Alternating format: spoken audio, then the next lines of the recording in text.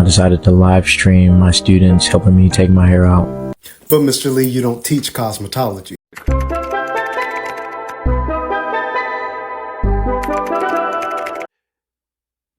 Okay, so I'm sure a lot of us saw the video of the nail teacher who was getting his hair taken down by some female students. And whenever I saw it, it wasn't alarming at first, and I didn't think much of it. But then my opinion kind of changed. I kind of was in two minds about it as well. So we're going to listen to what people have to say. First, we're going to see the video, and then we're going to listen to what people have to say about it, and then we're going to come back. Let's go ahead and stir the pot a little, shall we? Last Friday, 10 minutes before dismissal time, I decided to live stream my students helping me take my hair out. There was quite the discourse in the chat, which had people saying this was inappropriate and other people saying this was completely fine. There was nothing wrong with what I was doing, and people were just making it weird. So of course I had to bring this issue to the big stage. I would like to represent myself in this case, Your Honor, if I may. Number one, for a little context, I had a hair appointment immediately after school, and I needed my hair taken out beforehand. I would have taken it out the night before, but that Friday we had a camera crew coming in to shoot a promotional video, and I was one of the ones being interviewed. So I had to look presentable, so I didn't take my hair out. I didn't have the time to do it all myself because it would have taken me forever. So naturally I asked about 4 or 5 of my over 100 best friends to assist me in taking my hair out, and they all agreed. Number two, this was at the end of class. This week we were doing STEM fair presentations. Since it was Friday and all of my students did an excellent job on their STEM fair projects and presentations, I told them if we get one solid presentation in this class, I'll end class a little early and they can have fun and play basketball, darts, or be on their phones or whatever.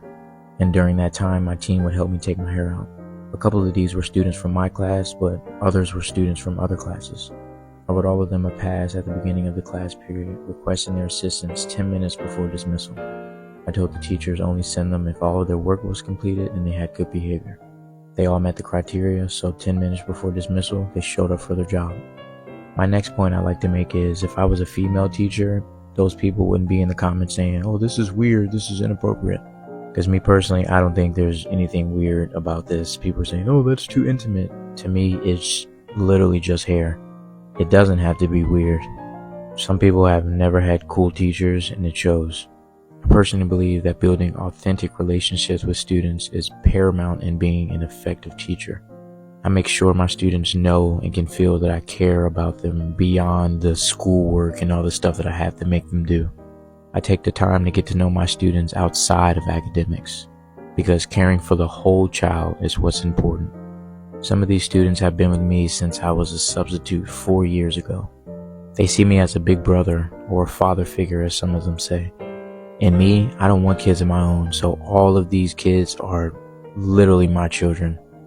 And in case you're wondering about their parents, most of them follow me on social media and always talk about my videos with their kids. They always tell me that they're so grateful that their kids have someone like me in their life. In my admin, they're well aware of my social media presence and they love my videos. To me, this is just another wholesome moment that I'm having with my kids that I was fortunate enough to catch on film. Since I'm a science teacher, one thing that I teach my students about is symbiosis. Symbiosis deals with the relationships between organisms. The type of relationship that I like to foster in my class is mutualism, or mutualistic relationship, which means both organisms benefit from the exchange. So when my students have good behavior, complete all their assignments, and do everything that a scholar is supposed to do, I reward them with downtime and just time to just be a kid, be on their phones, play games, gossip, so on and so forth. My students and I work hard and we play harder. I'm fortunate enough to have students that feel safe and comfortable around me, safe to come to me with their problems, their frustrations. They come to me seeking guidance and wisdom, or come to me simply to chill and hang out because they know that they have a safe space to be themselves around me. What I strive to do as an educator is be the teacher I wish I had grown up. I strive to be the teacher that makes my inner child happy, someone that my inner child would be proud of. I want to be the teacher that my students reflect back on 20, 30 years down the line and think like, dang, that teacher I had in middle school, he was the shit. No further questions, Your Honor. So let me know your thoughts in the comments. You think this was inappropriate or people were making something out of nothing? And although you are entitled to your opinion, all I ask is that you be respectful. Thank you.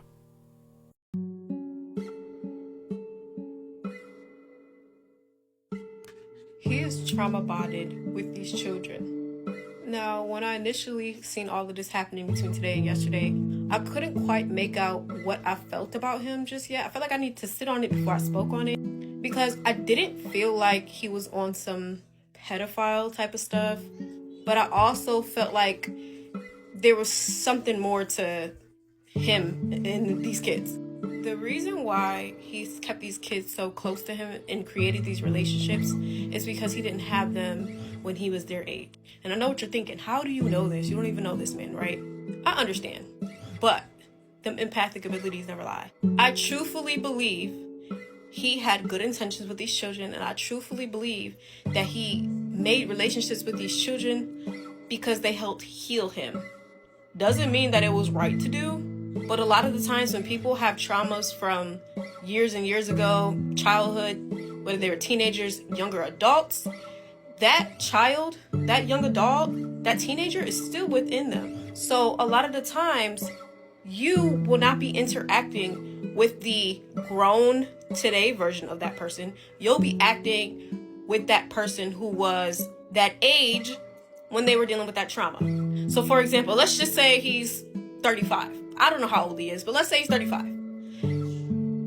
The 35-year-old version of him, who's a teacher, is really the teenager version of him. The teenager version of him who never had friends, or who wasn't really accepted, or maybe even got bullied and picked on. So a lot of the times when you're trying to heal, right, you gravitate towards those who you can give what you wish others would have gave to you.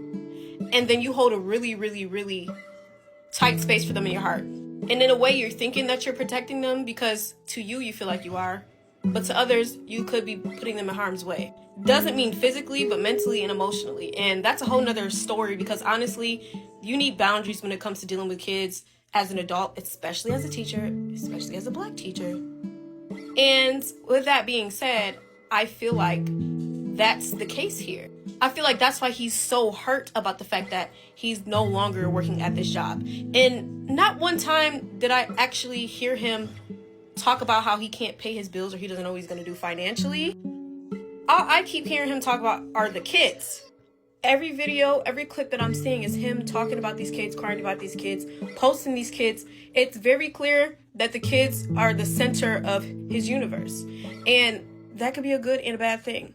But like I said, I feel like it's definitely trauma bonding more than anything. And when you are trauma bonding with a person, sometimes you don't even realize that that's what it is that you're doing. And so you might think that it's innocent when you, like I said, could be putting somebody in harm's way, including yourself, for things like this. Now, personally, I feel like it's inappropriate for him to have them take his braids out for the simple fact that you're a teacher, you are professional, and you're there to do your job. You know what I'm saying? So at the end of the day, from a professional standpoint, it's wrong to do. But like I said, do I think that he was trying to be on some pedophile type of stuff or be, any of that? I personally don't think so. Not at all. But I do feel like, again, his demeanor, his energy, the way he speaks on these children, they mean a lot to him. And like I said, I feel like it's because he was that kid that didn't have an adult figure or a child figure as a friend or even a brother or a father like he is to those kids. I mean, it makes sense, right? But all in all, that's just what I think. That's just how I feel about it. It's an unfortunate situation. And also, I just don't understand why he posted what he posted, But at the end of the day, everything happens for a reason. And maybe it was just time for this stuff to get cut now before it got bad. Because God works in mysterious ways and timing is everything. And who knows? Maybe this was to cut the cord before something went in a whole different direction. That's just my opinion, though. I also want to add very quickly that I think having the kids' phone numbers and all that, that's a little doing too much. And that, I think, was the last and final straw for me to say that he really is not in his right mind. And I'm not calling him crazy, but I'm saying trauma bond. You're getting too close because you're missing something internally and you're getting it from dealing with these kids. But that's all I got to say.